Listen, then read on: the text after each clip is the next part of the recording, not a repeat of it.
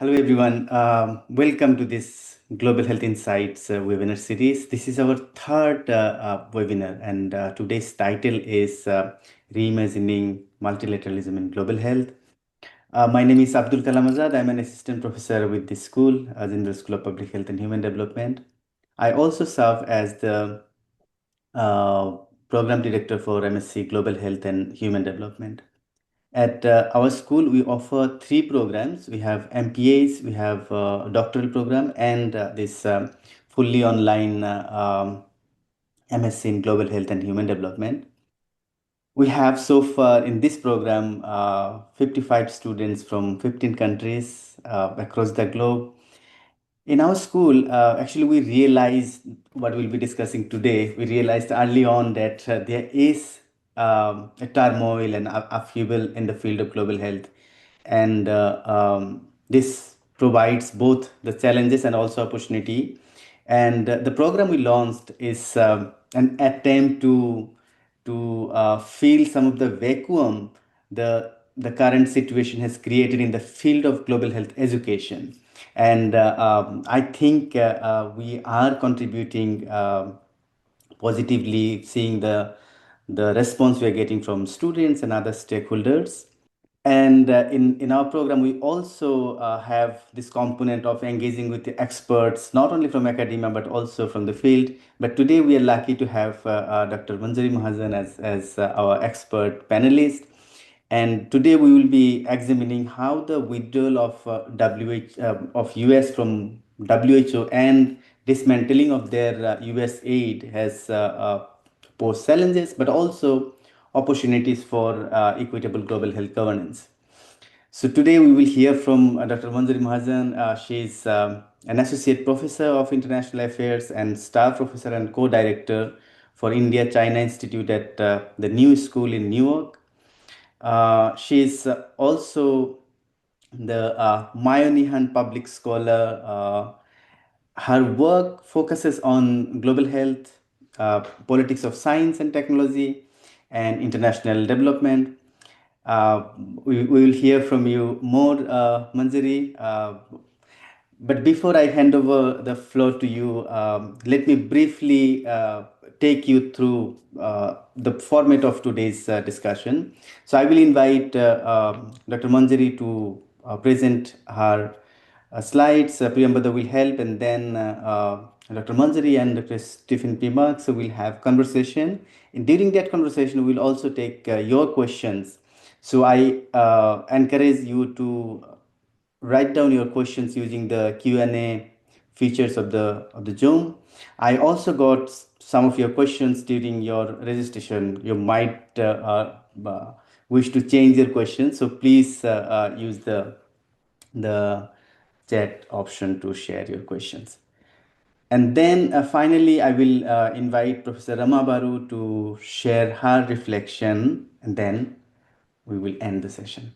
So with this, let me again welcome Dr. Manjari Mahajan to this webinar. We are really excited to hear from you. Uh, Priyambada, please share the slides. Manjari, over to you. Thank you very much, Dr. Azad. I would like to thank Professor Amabaru and the Jindal University School of Public Health for this invitation. It's early Sunday morning here in the United States. If you've been following the news, you would be familiar with the fact that much around us here seems to be upended within universities, especially at my university, but across national institutions and in the international order. So at a time of such flux, these kinds of cross-institutional, cross-country, cross-disciplinary conversations seem to be more important than ever. So I'm really grateful for this opportunity to speak at Jindal University. So as you can see, the topic that I have chosen to speak on today is reimagining multilateralism in global health. I should say at the outset that this is not going to be a nostalgic argument for restoring what has been lost. Over the past year, we have witnessed, as Dr. Azad intimated, a kind of rapid unraveling of a US-led global order. And nowhere is this more visible than in global health.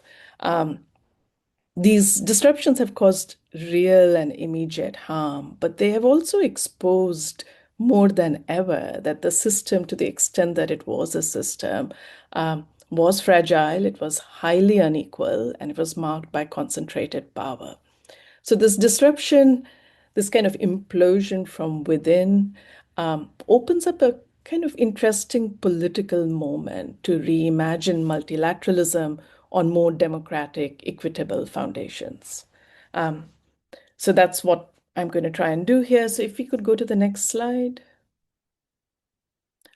Just a brief map of what I'll talk about. I'll briefly discuss the nature of the breakdown here, a kind of reckoning, what it forces us to ask, what some of the aspects of reimagining a new multilateralism might look like, and finally, some precedents from the history of global health that might point us, that might give us some direction that we should move in.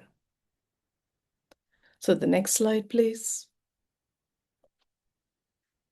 So, in the last 14 months, the United States has retreated from key international institutions. It's broken long-standing alliances and partnerships. It has disrupted norms. It has upended financing, trade, and other economic arrangements. This is now a growing and familiar litany. It has withdrawn, for instance, from the Global Climate Treaty. It has effectively abandoned the World Trade Organizations. It has upended NATO. It has allowed the collapse of the last remaining nuclear arms control treaty, New START, between the USA and Russia. And perhaps, very relevantly for India, it has imposed steep tariffs on some of its closest allies. So this list of disruptions caused by the Trump government is long, it's increasing. And nowhere is this unraveling of an older order more apparent than in this field of global health that we all are going to be discussing today. As Dr. Azad intimated, the United States has pulled out of the World Health Organization, where it was the largest contributor of funds. Its participation in other UN agencies has also been in question. Can we go to the next slide, please? It has dismantled its international aid arm, USAID. By no means was the United States generous in terms of foreign assistance. It accounted for, I think it expended 0.22% of its GNI on foreign aid, with less than 0.05 of its GNI going on health. And yet, because of the sheer scale of its GNI, USAID's dismantling has had a significant immediate impact, with estimates that over $8 billion in official development assistance to health being canceled in 2025. And um, at much reduced levels, some of this funding, especially this year, so we are talking about in the last month and a half, has actually been reinstated, or they are in the process. The US government is in the process of reinstating some of the funding, especially to African countries. However, it's important to note that these new deals that are being signed are significantly different from what preceded them. Um, these are typically agreements being signed with countries which have very little leverage. These deals demand very strict conditionalities, some of which seem quite unattainable. Just to give a couple of examples, in Zambia, the United States has tied its health funding to access to the country's vast mineral resources. In Malawi and Nigeria, US funding is being conditioned on a co-financing agreement where basically US funds are tied to the African governments, dramatically increasing its health funding. So in theory, this is a good outcome, but it's quite difficult to realize in countries with faltering economies and overwhelming debt burdens, which is something I'll come back to. Most funds, the US government has made clear, are going directly to governments to deliver services, and they're going to cut out NGOs. The United States government, to the extent its funds are going to NGOs, has reinstated an expansive version of the global gag rule, which prohibits NGOs receiving US funding from also accepting support from any other sources that provide or discuss abortion services. In some instances, governments have faced pressure to sign the Geneva Consensus Declaration in order to receive foreign assistance. So this is all just to say that the collapse of US international aid is material, but it is also ideological, with a switch to a nakedly transactional, if not also just simply coercive and extortionist mode. Can we go to the next slide, please? So there's the reduction in US funding on the one hand, but it has been compounded by declining contributions from major European donors at the same time. And many of these European governments have redirected resources towards defense spending. And I should note that while the last year has seen the steepest decline, this retrenchment from ODA, from official development assistance, is a longer term trend. But in the immediate term, because of this kind of fall off in 2025 that we saw, there have been devastating effects, especially in the poorest of countries, many of which are in sub-Saharan Africa, that are heavily dependent on aid. I mean, there are lots of studies now, but we have seen a collapse in supply chains for essential drugs. We've seen a gutting of staffing in health delivery institutions. We've seen closing down of clinics. And in many ways, a kind of fracturing of what was to begin with a fairly fragile health infrastructure. A new study, which was just published last week in The Lancet, estimates that these global aid cuts could lead to over 9 million deaths by 2030. So that's in the next 5 years, if the current funding trend continues. Can we go to the next slide, please? So there have been direct cuts in aid funding, but another way in which global health is also being dramatically affected is through disruptions in research funding. And this here, I'm talking about cuts in the budgets of NIH, the National Institutes of Health in the United States, which has long been the world's largest public funder of biomedical research. And NIH has experienced canceled programs, frozen funding, intentional roadblocks to financing, and very complicated new procedures for releasing funds. It's shrinking its budget alongside shrinking the National Science Foundation budget. Government attacks on universities has meant that a lot of international research collaborations have shut down. And it's not just been collaborations. I mean, access to data, sometimes very basic epidemiological data, has been affected, with data taken down from NIH and CDC websites. International partners have not received funds, and many of these partnerships have unraveled. Global health and health policy programs in universities are closing down. So I was struck by what Dr. Azad was saying about 55 students in this relatively new program of public health at Jindal University. The counterpart of that in the United States is that we see in some of the biggest universities like Harvard and Yale and Brown, I mean, the list is long, where health policy programs are really in jeopardy. They have stopped taking PhD students in some cases, like in Yale. They've been, I mean, so the list of disruptions in in public health, global health education in the United States is actually quite dramatic. And so taken together, these disruptions mark not just a temporary funding crisis, but there seems to be a much larger breakdown underway. And it kind of raises the question, which is the question that, I want to dwell on with all of you, is how are we to think about this disruption? I mean, on the one hand, there is real pain and damage that's being caused. On the other hand, it also kind of provides it puts a real spotlight on how fragile and politically contingent the existing global order has always been. So the field of global health has never been an equitable playing field.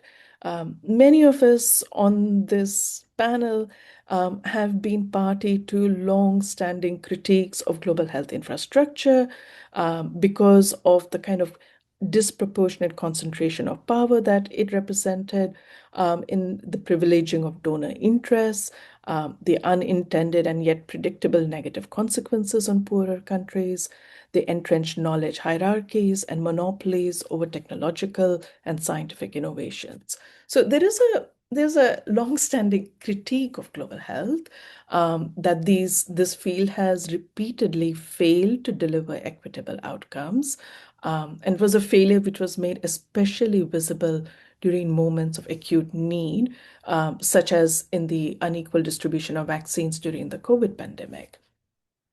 So rather than simply bemoaning the unraveling of what was, anyways, an inequitable system, or rather than longing for a return to the status quo, this moment suggests it demands something more ambitious, and it demands a reimagining of global health and of global health multilateralism.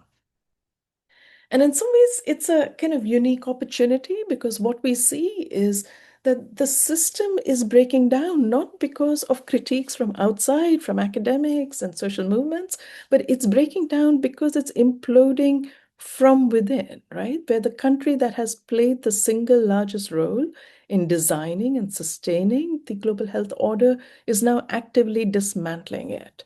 And it creates a kind of interesting political and intellectual space to confront how we got here, but also to imagine alternatives. So in the next section of this talk, I would like to ask, so if we had to ask the question, what would a desirable global health system actually look like?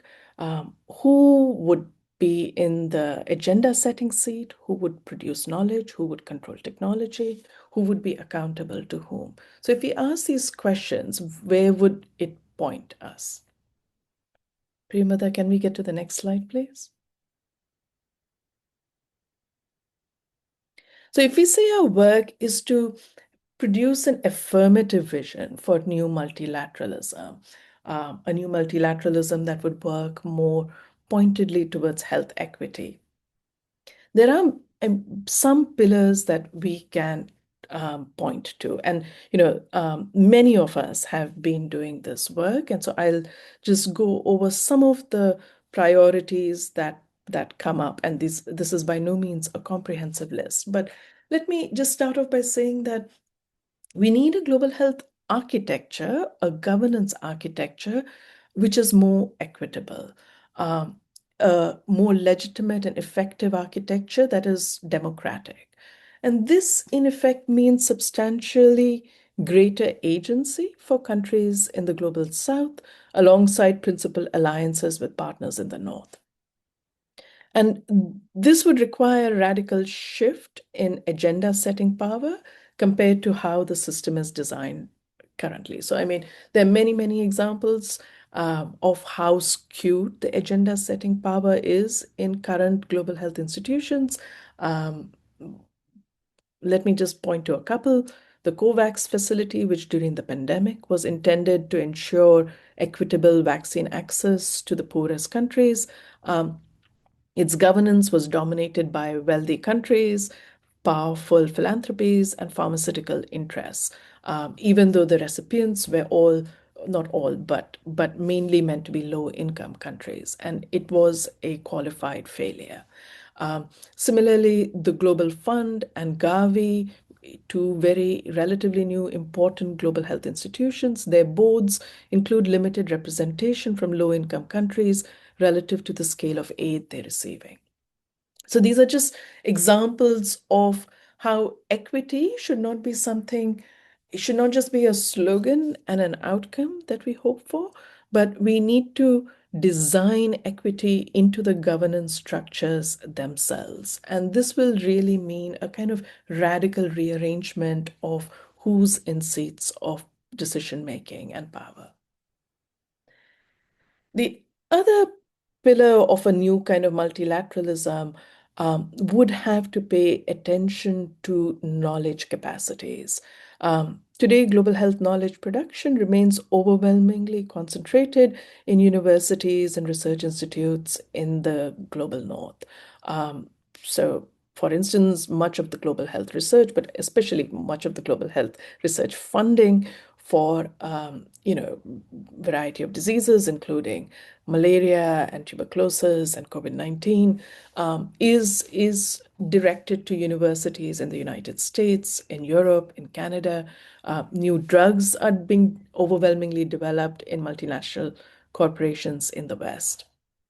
And this obviously shapes the questions that get asked, what gets studied, what is valued, what is funded, and what is left by the wayside. Um, and reimagining multilateralism would mean investing in knowledge capacity in the South, from universities and research institutions to data systems to epistemic frameworks that reflect local priorities and local histories, rather than just treating Southern countries as sites for providing raw data or as implementation sites. The third pillar of a new multilateralism would have to be around technology and innovation. Um, Global health debates have long focused on a kind of narrative of technology transfer and technology access. And this implicates trade regimes and intellectual property regimes, including governance regimes of the WTO and TRIPS. Not for the first time, but very vividly, COVID-19 exposed the limits of this approach, where access alone was insufficient when supply chains fracture and nationalism prevails. The pandemic underscored the necessity of building domestic and regional capacity to develop and manufacture vaccines, medicines, and medical equipment. Um, and so avoiding a new cycle of dependence would require sustained investment in national and regional innovation ecosystems, aligning with public health priorities rather than global market demand. And there's already work underway in India, but also in Africa with the Africa CDC's partnership for African vaccine manufacturing. But we would need many, many more initiatives like this. A lot of this would require South-South cooperation and South-South integration. A reimagined multilateralism would have to move beyond the existing North-South dependence dynamic. It would have to include shared manufacturing platforms, pooled procurement, coordinated regulatory approaches, exchange of policy and technical expertise. Such cooperation would hopefully reduce vulnerability, increase bargaining power, generate solutions that are better adapted to shared contexts and constraints. It would be very important. So, I mean, the South-South cooperation ideally would not just be economic and technical, but also epistemic. It would be important to proactively learn from countries that have successfully built robust health systems. Many of these countries are in East Asia, China, Japan, Vietnam. The list is long. We need to learn proactively about how they manage to do this. Um, China, I think, is an especially important player, especially in the next 10 years, while it still has some identity of being and some loyalties and of to the label of being a developing country. So learning from and having that China as a partner would be especially keen to these South-South cooperations. Something that really, again, became vivid during the pandemic was the need for a strong role for the state, because none of these pillars, none of the talk about multilateralism and a reconfigured multilateral system are going to be viable without capable states. States which can mobilize domestic resources for their own health systems, states with competent administrative capacity, functioning capital, functioning domestic banks, functioning wise industrial policies. Multilateralism cannot substitute for state capacity. It can only complement it. So somewhere, in some ways, it's not even a separate pillar. It is a kind of precondition for everything else really to work. And then the final thing that I want to talk about is the role for civil society and social movements. Um, Even as we underline the importance of strong, competent states, there is also a parallel, concomitant need for community organizations and social movements to remain vital, especially at a time where we see that governments around the world, where states around the world are becoming increasingly intolerant and authoritarian. Um, there's a need to keep these community organizations alive, especially because these are the organizations that very often act as first responders. They fill gaps left by states, especially for sometimes the most marginal communities. They bring local knowledge and trust and accountability where technocratic state systems and international multilateral systems frequently don't. So finding ways to protect, expand space for civil society actors, including those that are not aligned with state priorities, becomes quite essential to achieving health equity. Can we go to the next slide, please? So it's easy to put out a wish list for a new multilateralism, but I'm not naive.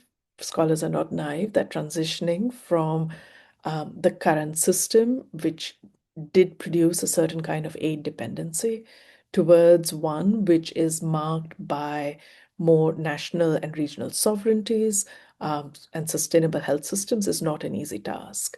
And it's not an easy task, especially for some of the world's poorest countries. There are hard constraints. Let me just dwell on two issues which are especially seemingly intractable. So one of the greatest obstacles in domestic resource mobilization for social spending, if one of the obstacles in producing fiscal space which allow countries to spend on health, is the burden of debt and debt servicing that the poorest countries face. So in several countries, debt servicing consumes far more than health spending. And this is especially true for poorest countries in sub-Saharan Africa. So Malawi, for instance, spends 5 times what it allocates to health. Uganda's expenditure on debt servicing is 4 times its expenditure on health. Tanzania's is more than double. Um, Moreover, the poorest countries not only spend the most on debt servicing, they also face the highest borrowing costs. And all of this, in effect, means that the government's fiscal space gets really squeezed, constraining their ability to set policies that respond to national priorities. Uh, and so this stranglehold has to be loosened before any talk about building state capacities can really be undertaken. Another obstacle that I want to talk about, can we go to the next slide, please? Thank you. A different kind of challenge lies in how multilateral spaces have really been dominated and captured by private philanthropic actors, which, even if well-meaning, have little democratic accountability or transparency. Uh, so with the retreat of the United States, the Gates Foundation, with its giving of about 600 million, has become the WHO's biggest donor. So it's not China, it's not Germany or the EU, it's the Gates Foundation, which is a private entity. And the Gates Foundation has long been described as a hegemonic presence in global health and as occupying disproportionate power. And this power that the foundation has only increased with the retrenchment of donor governments and the official development assistance that they provide. So the foundation's presence dominates many multilateral forums, including UN institutions such as the WHO, but also UNICEF, UN Women, UNFP, also multilateral institutions outside of the UN, like the World Bank, public-private partnerships in global health, such as Gavi, Global Fund, CEPI, COVAX, institutions which it started in effect. Um, the Gates Foundation has also become increasingly powerful within ministries of health within many governments. So these are all policy spaces which it seeks to actively influence. The foundation recently announced a clear sunset that it will be spending down to $100 billion over the next 20 years, much of it focused on health. It also announced that it would be pulling back fully from its climate change initiatives, which brings even more money into fields like health. So there's a real gush of money that the foundation is providing. And it would be helpful to characterize just the many different ways in which the foundation exerts influence. In some ways, the most transparent part of how it works is through grants for specific projects, and this is something that can somewhat be tracked and studied. Um, but there is a lot of money which also moves through what I call back channels, which is far less transparent. This includes investments that the foundation and its investment arms make, but also money that goes to contracts, to consulting firms. These are also powerful channels of influence, but they are relatively opaque and black boxed and not that visible. Um, and this is the money through back channels, especially to consulting companies, has become extremely important because on the one hand, what we are seeing is shrinking budgets within multilaterals, whether it be the World Bank or the WHO, which has led to a kind of hollowing out of administrative capacity within these multilateral institutions. This is also true within many governments. Um, and the foundation has stepped in by providing access to a constant stream of consultants and, in effect, providing the expertise and the administrative wherewithal in these multilateral and national institutions.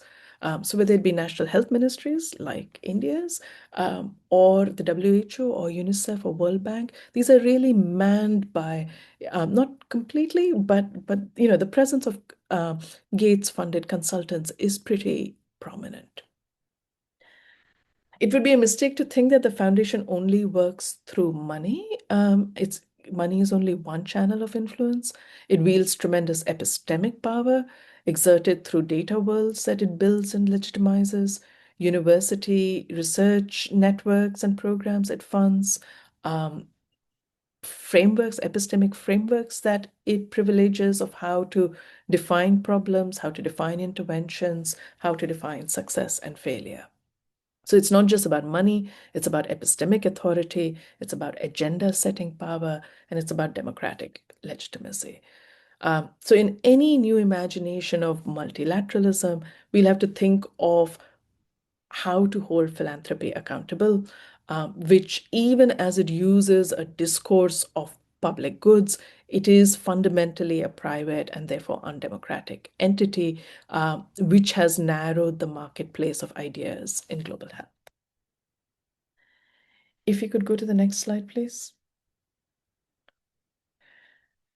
So the question, becomes how does one realize an affirmative vision of new multilateralism given these hard limits? And I've just mentioned two of resource mobilization and entrenched institutional orientations.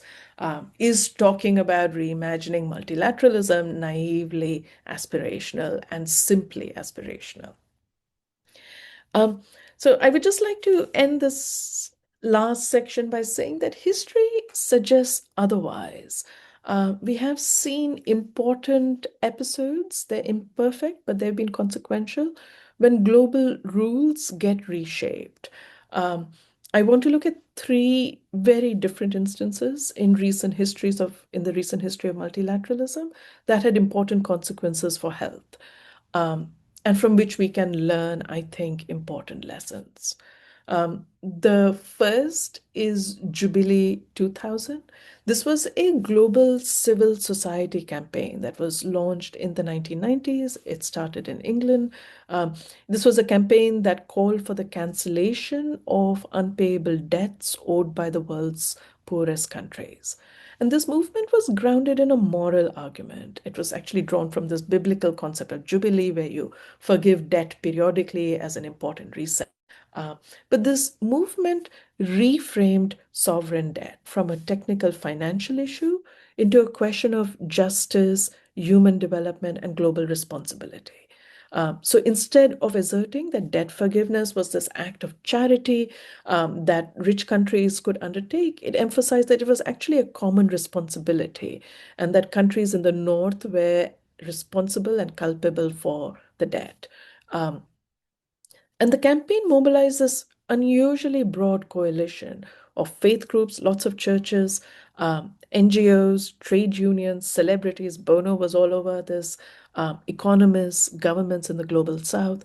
And in effect, it generated public pressure on the G7, the IMF, the World Bank. Um, and there are critiques of the Jubilee 2000 movement. It was critique for not being radical enough, for not fundamentally challenging structures that produce debt crises in the first place.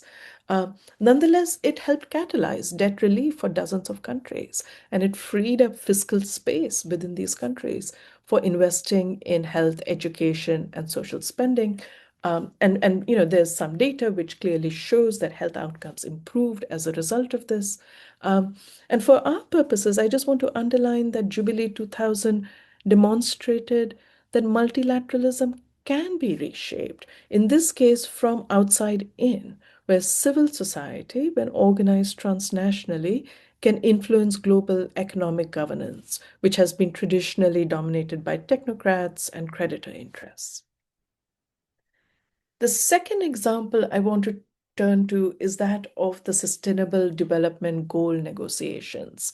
Um, we know the SDGs constituted a global development agenda that was negotiated within the UN and adjacent multilateral spaces. There are all sorts of problems that I've written about, others have written about this politics of quantifiable global goals, how they reduce the understanding of development. Um, but I do want to point out, as my colleague Sakiko Fukudapar has written about, that the SDGs did manage to go beyond the narrower focus of the preceding Millennium Development Goals, and they were negotiated through an unusually participatory and political process involving broad consultations, including with a range of civil society actors and global south governments.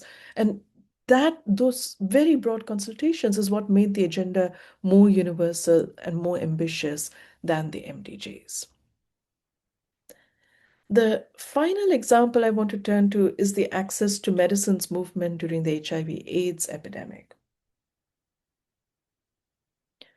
This access to medicines movement fundamentally reshaped global health by challenging the idea that life-saving treatment was a privilege of wealthy countries.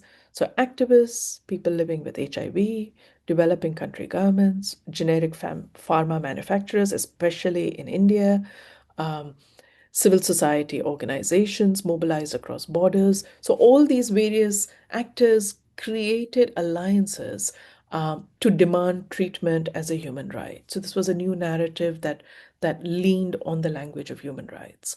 And this movement succeeded because, again, it combined moral clarity with technical expertise and legal and trade strategies, particularly around TRIPS flexibilities, and produced relentless political pressure. Its broad coalitions linking patients, clinicians, governments, sympathetic actors in the North transformed access to HIV treatment from an exception to a global expectation. So these are just three examples, but I think there is a common thread that runs through them that we need to pay attention to. One is that there is a kind of moral clarity that underpinned all their narratives.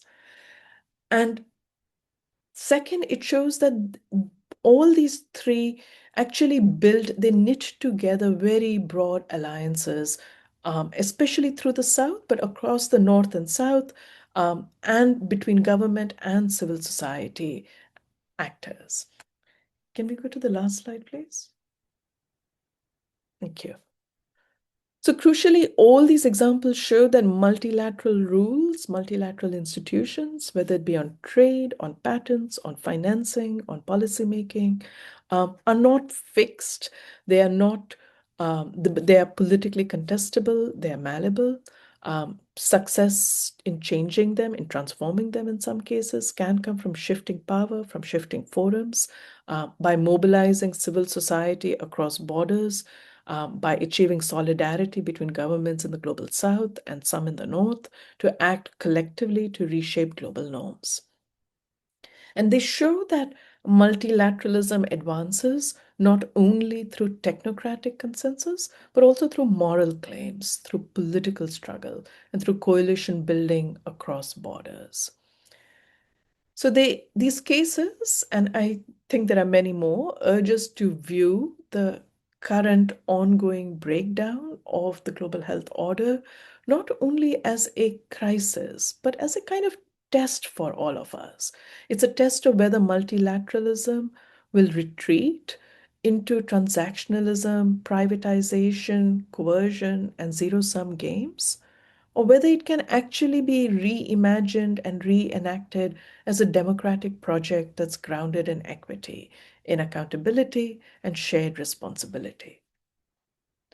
I would argue that the history of Jubilee 2000, the SDG process, the Access to Medicines movement, all of which were imperfect in crucial ways, nonetheless, they remind us that global rules are not immutable. They have been reshaped before through moral clarity and coalitions and political struggle, and reimagining multilateralism in global health in this moment will require nothing less. I think I'll stop here and turn it over to you, Dr. Azhar. Thank you so much, Manjari. This is very fascinating. Many of the discussions we engage in our classroom, we engage in some of our research and writings. But what is too fascinating for me is your examples of Jubilee 2000, then how this civil society organizations, human rights activisms can reshape or reimagine the multilateralism. This is like very profound and powerful way of discussing the current situation. I really enjoyed your talk, and I'm sure many of our students or faculty members, they would also join me sharing the similar kind of reflection. Now, I will request Professor Stephen P. Marks to have a discussion with you. I'm sure participants have questions. I have shared few questions with Steve. But before I hand over to Steve, maybe some of the participants may not know who Steve is. If I can have like half a minute to introduce him. So Steve is our founding dean. He has a long career in academia, but also in UN agencies. He served at Harvard University as a tenured professor for 23 years. He was heading the FXB Center for Health and Human Rights. His former colleague Jonathan Mann was actually one of the pioneer in human rights movement, articulating the right to access to medicine during the HIV epidemics. But we are lucky. Steve left his job at Harvard and came to India to start this school. And yeah, we are lucky to have him guide and lead this school. So, Steve, please go ahead with your conversation with Manjari. Thank you, Abdul. Manjari, warmest congratulations. You really did capture the essence of the dilemmas facing us as we attempt to reimagine multilateralism as a result of the measures taken by the President of the United States. There's your examples at the end making the point that global rules are not immutable. leads to the core question I want to ask. And let me begin by acknowledging the numerous questions that Abdul has shared with me. There are some extremely interesting questions, some quite specific and quite limited. So I would like to start with some of the broader issues, the big challenge that you have, the core question. And the core question is really, and let me illustrate it by quoting the actual title of the presidential memorandum on the withdrawal from various organizations and treaties. The title of the January 7th, 2026 memorandum of the President of the United States is called Withdrawing the United States from International Organizations, Conventions, and Treaties that are Contrary to the Interests of the United States. And there were 60 such organizations, 31 of which were United Nations entities. So the core issue here is we are dealing with an explicit set of measures taken, and the defunding, of course, preceded this and is that you articulated so well. So the question then becomes challenging the core components of the post-World War II global system of governance, what people often call the rules-based system, may be, as you were articulating, an opportunity, especially in fields like global health, to rethink, reimagine, redesign the power structures, move in directions that make a big difference. What I would like to do is to set that in the context of the four pillars of the international system, the principal one of which we've been dealing with, and you articulated so well, has to do with development. So peace, development, human rights, rule of law, these are the pillars on which the international system is based, which are being fundamentally contested by what the President of the United States is calling the contrary to the interests of the United States.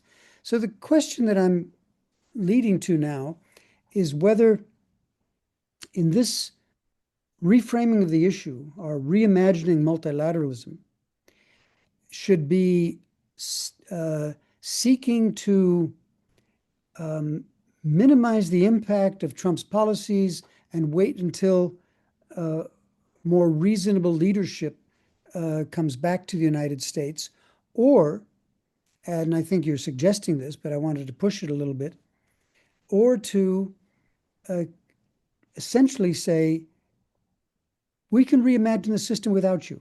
You're a problem, yes. Most of the resources that were provided were used, many of them were used, manipulated in some cases, but in many cases put to good purpose. But we can construct another framework. And I'm going to take the liberty of quoting from an article in the Lancet that attempts, I think, to articulate essentially what you are arguing. The authors to this article in the August 2025 Lancet wrote, "The crisis brought about by the U.S. funding cuts is disruptive, but also a chance for transformation. The good news," now that's an amazing thing to call this good news. "The good news is that despite the gravity of the U.S. cuts, many countries have already begun to respond with promising domestic actions. The U.S. cuts are undeniably challenging, but represent a pivotal moment for LMICs. If we meet with resolve, the crisis can mark the start of health sovereignty and sustainable progress." So my core question here is on your issue of global rules are not immutable. Are we seeking to create the sort of moments of wisdom and hopefulness that that the use of the human rights framework for access to medicines, that SDGs, that the Jubilee 2000 and so on, is that something that we negotiate bit by bit, hoping that the US government will return, or are we strong enough to say, no, we're going to reconstruct a new order? Now, I mentioned among the pillars, peace. We all know the outrageous concept of the Peace Bureau, the Peace board that President Trump wants to wants to head. All right, that essentially replaces the Security Council of the United Nations. And the Director General of the World Health Organization said, the WHO funding crisis is part of a broader retreat from international health financing, forcing countries to make difficult choices. And so the question then that I'm putting is, thinking more broadly, are we trying to tactically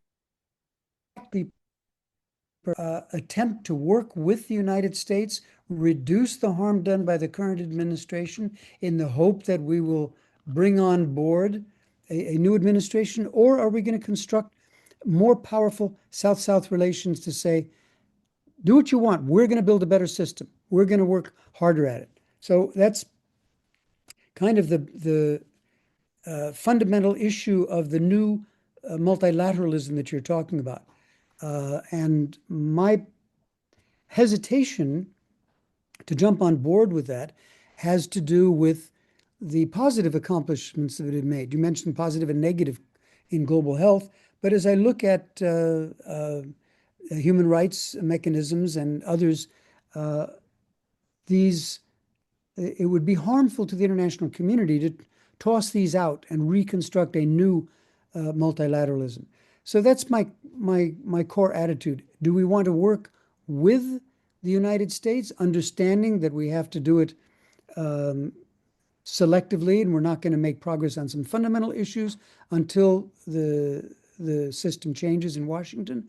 Or are we going to act separately and build a multilateral system and not expect the cooperation from the U.S. government? I hope that's clear in what I'm aiming at. But I think your 6 pillars are an excellent way to look at the directions that we want to move in.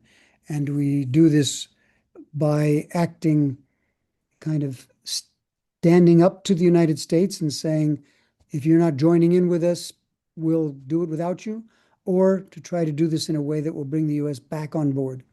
So that's kind of my question. And I don't want to diminish the value of the other questions that are being posed, but let me start with this broad one and turn the floor back over to you, thanking you once again for this fantastic presentation.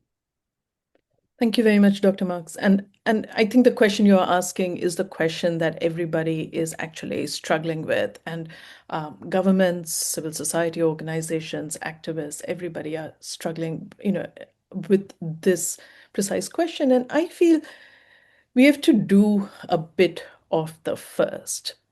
We have to work with the United States, not just universities and research institutes and activists and human rights advocates, but even with the government initially, just for pragmatic reasons, right? I mean, just because of relationships and that have been built over decades and vulnerabilities that countries have, economic vulnerabilities, infrastructural vulnerabilities, where it's not that easy to just wholesale walk away in the immediate term.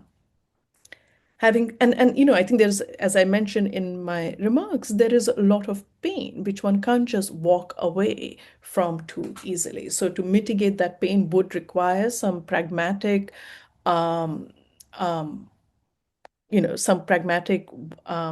coalition and work with the US government in the near term.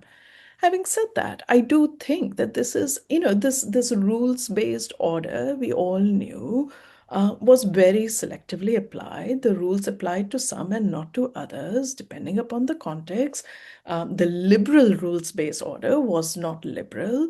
It wasn't rules-based and it wasn't an order for many, especially the least powerful. It would be such a waste if we don't use this opportunity to try and build something different. I think that is, I think, the medium-term work that we all have to invest in, even as we try and prevent immediate pain, right? And this medium-term work doesn't necessarily mean that everything that was present in the older, what you call the rules-based order, has to be thrown out. We can be I mean, new things are never built completely from thin air. You always draw upon existing narratives, existing conceptual resources, existing funds and institutions. So it's not as though if a human rights framework is something that could potentially bring countries in the South and speak to their priorities, um, if it is deemed valuable, then it shouldn't be thrown out, right? I mean, but I do think that there has to be an openness to thinking about other kinds of moral and epistemic frameworks too, and not just what animated the older order. Um, I mean, I appreciate your hesitation, right? We all have worked within systems for long periods of time, and walking away from them is not easy. But I also think this is a really immense creative opportunity. And I think, especially for countries like India, which have a very rich history of leadership of the global South, of people's health movements, of a kind of plurality of how to think about health and well-being. We don't always see those narratives dominating in today's India, but there is that history. There are those experts and resources and organizations. So I think this is, and not just in India. I mean, I think China is a key party that we have to really learn from. And there are many other such countries. I mean, the work that's being done by the African CDC is really quite inspiring. In many of these multilateral new negotiations, people thought that China would jump in with to fill in funding shortfalls left by the United States. Actually, you did not see China jumping in, but you did see a lot of proactive measures being undertaken by many Middle Eastern countries. So, I mean, there is, I think, a space for new actors, new dynamics, and new narratives, which is where the role for academics like us, I think, is especially important in trying to animate and construct new narratives which gain legitimacy, which then allow other actors to do their work. So I'm Thank you leaning more very much. towards the latter. Thank you very, Yes. very much. And with apologies to Abdul and Rama, I cannot step down from speaking without asking you to give my warmest greetings to Sakiko, and maybe to mention in that regard the value might add to your list of 3 moments where the rules were not proved not to be immutable is the emergence of the human development framework from UNDP, and Sakiko's of course Absolutely. been a leader in that regard. So that's one other framework in which there's been a rethinking of development away from growth towards the human development perspective. Anyway, apologies to you, Abdul, and to Rama for having taken so much time, and I hope we can hear from both of you.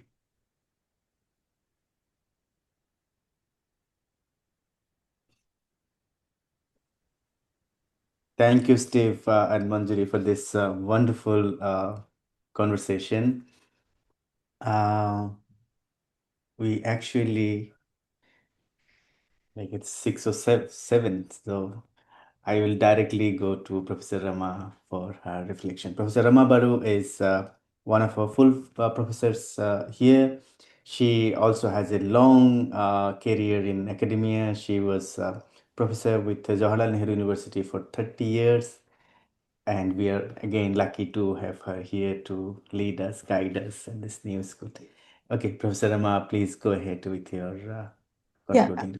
thank you. I'm not going to take too much time because I think, Manjari, you really sort of complicated what is a very complicated question. And there are no clear answers. And I think, let me be very honest, I think some of us have also been demoralized in the last couple of years. And especially with the current scenario of a total global flux that we see not only in the patterns of funding to the global south, but more importantly, the point that you made about arm twisting countries with trade policies and, the kinds of insecurities that it produces within the South, the leadership of the South. So I think there was a moment in history which you correctly alluded to, and I really enjoyed those 3 points you made about Jubilee 2000, SDG negotiations, and access to medicines. This was also the post-reform period and the civil societies, I'd say the energy of civil society to engage. And here I don't mean just NGOs, I think academia and even bureaucracy, sections of the bureaucracy that felt, and the political class that felt that, this has to be resisted, this has to be questioned and challenged, sort of came together with fairly, a resourceful set of energies, both in the global south, but very importantly with alliances in the global north. But I think the last few years in the global south has also seen a certain fatigue in the civil society movements for various reasons, which I'm not going to go into detail. But even that, the political class and the elite are, in a sense, so globalized in their mindsets that the spaces for the questioning of this hegemony has become rather weak. So in a sense, civil society organizations and academia have to put that much more energy in to do what you're saying, which is to reimagine multilateralism. Because I think it kind of has become a sort of ossified in the minds of those who make policies. The other thing that, and this is the last point I want to make, yes, in history, there have been very interesting moments where the global south has come together. And I think the Bandung experience of having this alliance between East Asia, Southeast Asia, South Asia, and Africa, and of course, Latin America was rather peripheral at that point, was very, very important in sort of, building this energy between countries who felt that there were certain priorities that were theirs and nobody can take that away from them.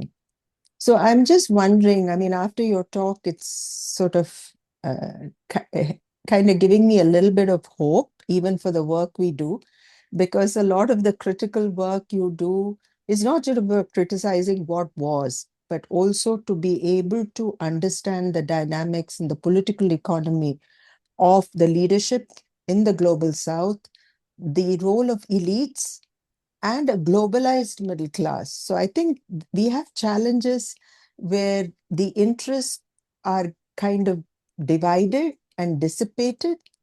And so how do you creatively engage to talk about, how to build this different order? And I quite like, and I still think there is a great currency for the moral imperative. And I'm so glad you spoke about that.